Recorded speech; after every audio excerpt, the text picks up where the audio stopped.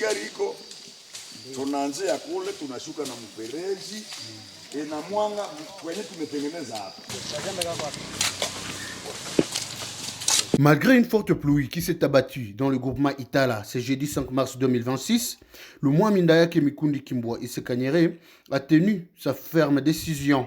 Lui, le chef de centre de Miriki et sa suite ont effectué les salongo spécial prévu ce jour dans le but de rouvrir la route Kaina Miriki Bouleussa. Portant une route d'intérêt général, cet ouvrage sert de liaison entre le territoire de Lubero et Walikale.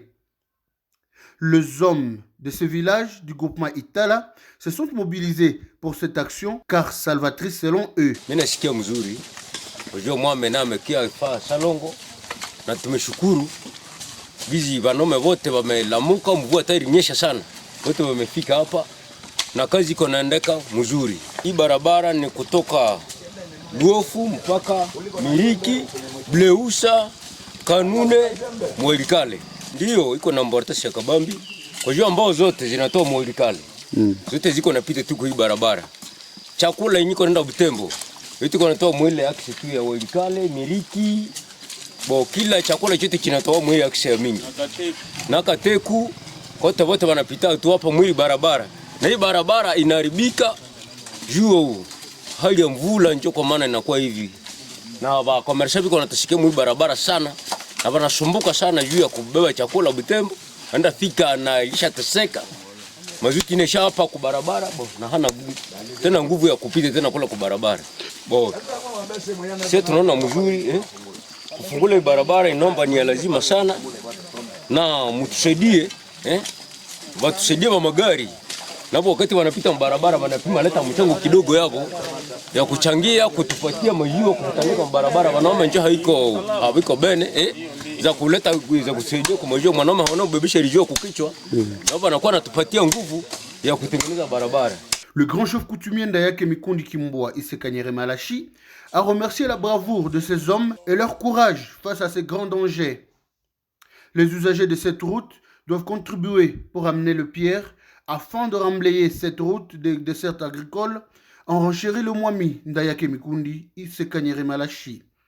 Sa Majesté Ndayake Mikundi Kimbwa Isse Kanyere a saisi de cette occasion pour appeler le bienfaiteur à appuyer cette initiative afin d'aider les usagers de ce tronçon d'utilité publique.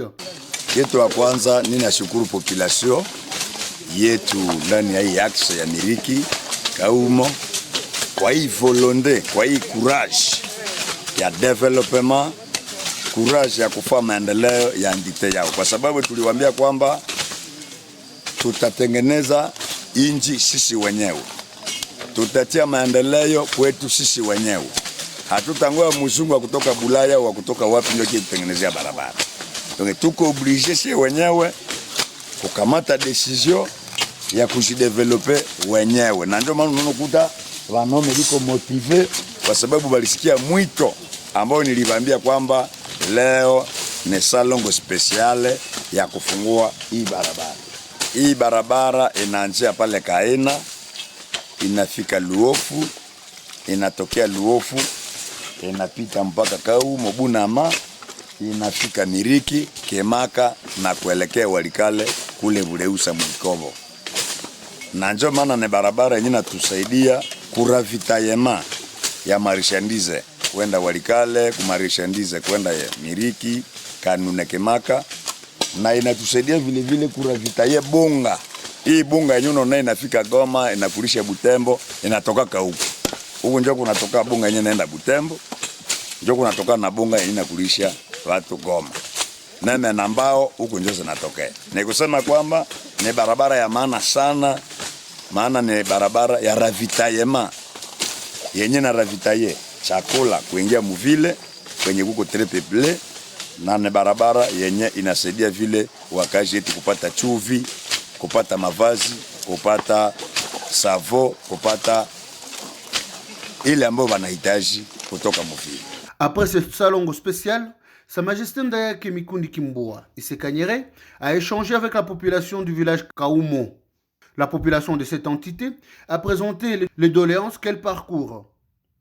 Le grand souci majeur étant celui de l'incompréhension entre la population et les éleveurs dits Wachumba, qui abreuvent leurs vaches dans les champs de paisibles populations. En bon père de famille, le Mwami a promis intervenir en toute urgence. Il appela ainsi cette population au vivre ensemble et rappela les principes de vie du Munande. Sheria ya kwanza ambayo wazee walituachia, walituambia Muyira geregere, Munande geregere anapaswa kuwa na shamba. Sawa? Wanasema sheria ya pili, Muyira geregere anapaswa kuwa na mfugo. Obulisha motongo. Sheria ya tatu, Muyira geregere anapaswa kuwa mfanyabiashara, mkomersa. Niwa mbuwa na uli kuhindazi, ewa na uli kukalore, ewa na uli ananangu kuna mbiyo wale. Oyoyo Muyira hii. Development sasa ya kauma tunaiacha. Kitu yenye tutafanya ni nini? Ni kuishi ndani ya umoja.